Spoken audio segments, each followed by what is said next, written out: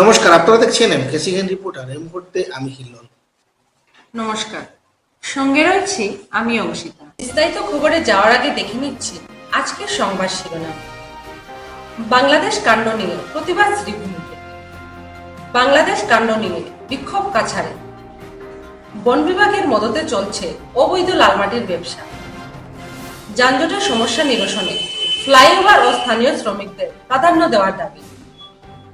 দিগরখালে গাড়ি থেকে Burmese cigarette জব্দ। মুখ্যমন্ত্রী ট্রি ড্রাইভস ও আদিবাসী ফুটবল প্রতিযোগিতার সম্পন্ন। ডেলিভারি বয়কে মারধর, সুজিত দাসের নামে মামলা থানায়।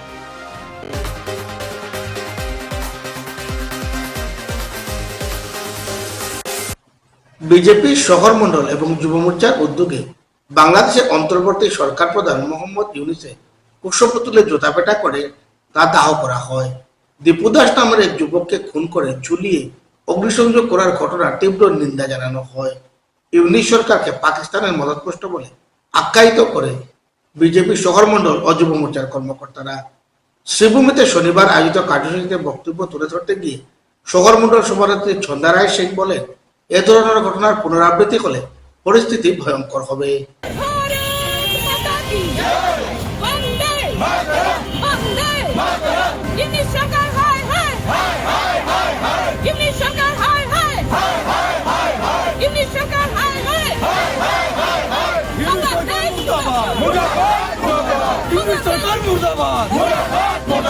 পাকিস্তানের মদতপুষ্ট আইএসআই সরকার মুর্দাবাদ।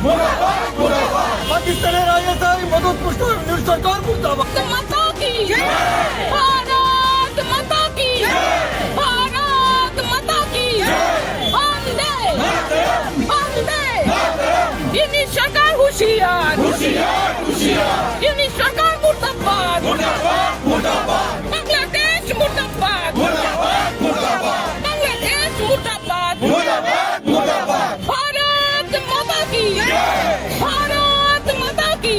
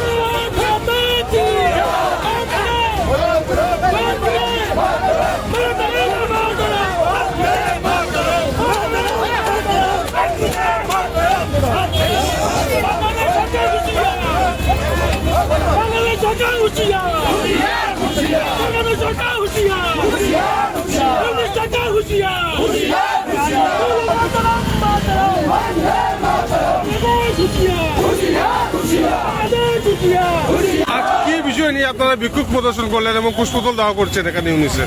বাংলাদেশে দীপু হত্যাকাণ্ডের প্রতিবাদ জানিয়ে আমরা এখানে বিক্ষোভ প্রদর্শন করছি। কিন্তু যেভাবে একটা জীবন্ত মানুষকে আমরা যখন আমাদের শরীরের একটা যদি আঙ্গুলেও একটা যদি কিছু একটা দেখা পাই তাহলে যে আমরা কি কষ্ট পাই, কিন্তু কিভাবে নির্মম হত্যা করলো ওরা সেটা ভাবা যায় না। মানে এত মানে সন্ত্রাসী মানুষ হতে পারে যে এই কাজগুলোকে যারা করছে তারা একটা নির্দিষ্ট দলগুলো আছে, সেই মৌলবাদী দলদের যে পালন করে রাখছে তিনি হলেন ইউনূস সরকার। কারণ ইউনূস ভারত বিদ্বেষী, প্রথম থেকেই ভারত বিদ্বেষী, আর এখন আরো বেশি অত্যাচার হচ্ছে সংখ্যালঘুদের। আমরা বাংলাদেশে হিন্দু সংখ্যালঘুদের উপর সব সময় অত্যাচার করেই যাচ্ছে। গণতন্ত্র বলে একটা কথা আছে, গণতন্ত্রে কোনো কিছু মানা নেই, অগণতান্ত্রিক ভাবে সব কাজ চালিয়ে যাচ্ছে। তাই আমরা ইউনূস সরকারের বিরোধিতা করি এবং বাংলাদেশে সেই নির্মম হত্যাকাণ্ড বন্ধ হোক, সেই বন্ধ হওয়ার জন্য আমরা প্রতিবাদ করে বিক্ষোভ কার্যসূচি করছি। আগামীতে আরো যদি কোনো বড় বিক্ষোভ করতে হয় বা প্রতিবাদ জানাতে হয় আমরা করব।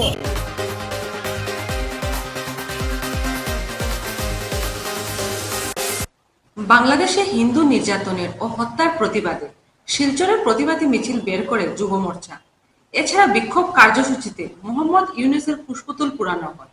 দোষীদের কঠোর শাস্তি এবং বাংলাদেশের চলমান পরিস্থিতি রোধে ব্যবস্থা নিতে কেন্দ্রীয় সরকারের দৃষ্টি আকর্ষণ করা হয়।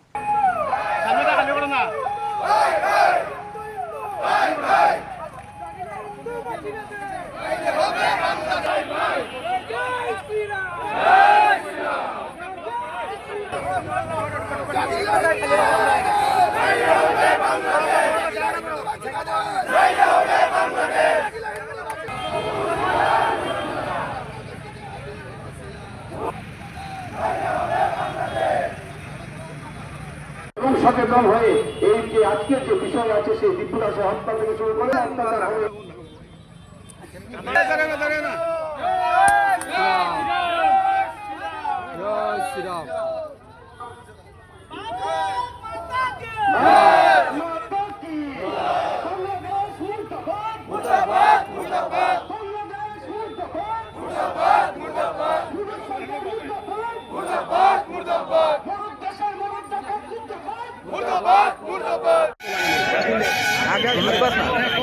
আজকে ভারতীয় জনতা যুব মোর্চার উদ্যোগে আমরা সবাই এখানে সমবেত হয়েছি এবং পুষ্পপুতলিকা আমরা এখানে দাহ করেছি।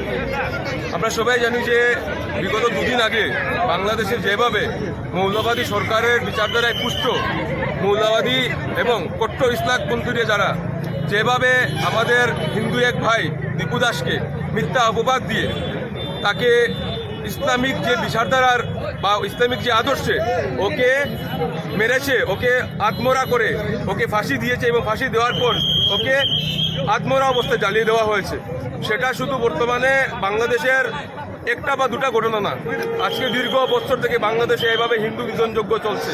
এবং শুধু হিন্দু না, হিন্দু, বৌদ্ধ, খ্রিস্টান, জৈন যারাই আছে, মাইনরিটিতে যারাই আছেন, সবাইকে কিন্তু এভাবে বিভিন্নভাবে নির্যাতন করছে ওরা। সেই মৌলবাদী সরকার, সেই মৌলবাদী বিচারধারার যে মানসিকতার মানুষগুলো আছে সেখানে ওদের ঘর বাড়ি ব্যবসায়ী প্রতিষ্ঠান জ্বালিয়ে দেওয়া হচ্ছে, মহিলাদের রেপ করা হচ্ছে এবং রেপ করে ওদেরকে লাশ পর্যন্ত গায়েব করে দেওয়া হচ্ছে। আজকের দিনে আমরা দেখছি সেটা শুধু বাংলাদেশে বললে হয় না, বাংলাদেশ ছাড়াও 3 থেকে 4 দিন আগে আমরা দেখেছি যে অস্ট্রেলিয়ার সিডনিতে, সেই সিডনিতে সমুদ্র সৈকতে যেভাবে ইসলাম কট্টরপন্থীর বিচারধারার মানুষগুলো বন্দুক হাতে নিয়ে গিয়ে ওরা সেই 15 থেকে 20 জন নির্মমভাবে সেই সাধারণ মানুষকে হত্যা করেছে। আমরা দেখেছি সেরকম পৃথিবীর প্রায় সবটি দেশেই কিন্তু এরকম কঠোরতার শিকার হচ্ছে মানুষজন, এবং তারই প্রতিবাদ স্বরূপ আমরা এখানে আজকের ধর্ণা প্রদর্শন করলাম। আমাদের এতদ অঞ্চলের, আমাদের ভারতবর্ষের যে সরকার আছে, নরেন্দ্র মোদী সরকার, সেই নরেন্দ্র মোদী সরকার সেই যে বহিরাগত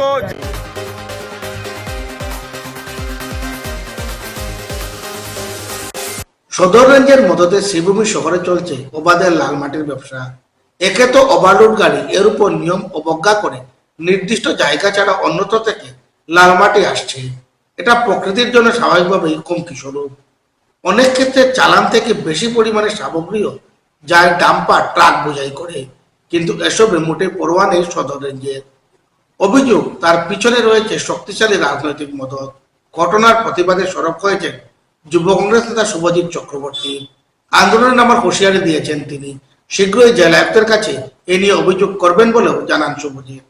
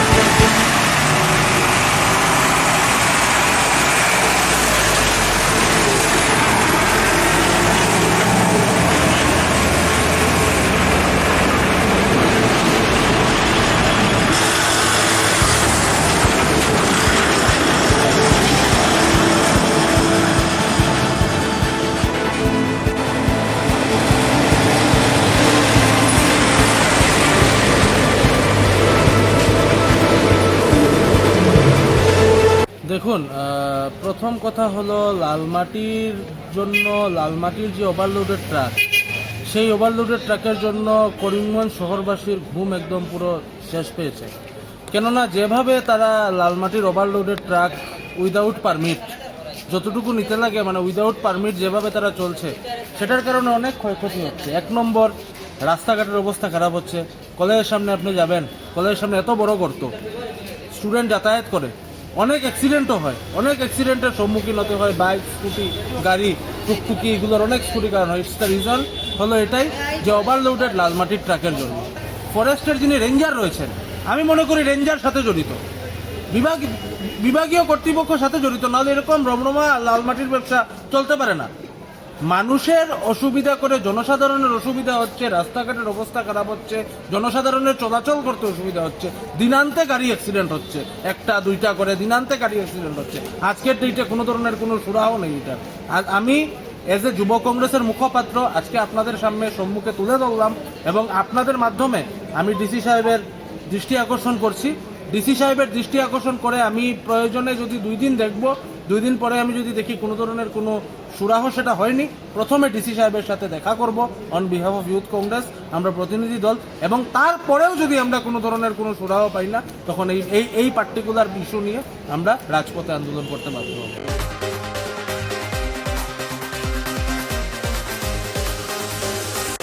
একটা বিজ্ঞাপন বিরতির পরামর্শ সঙ্গে থাকুন।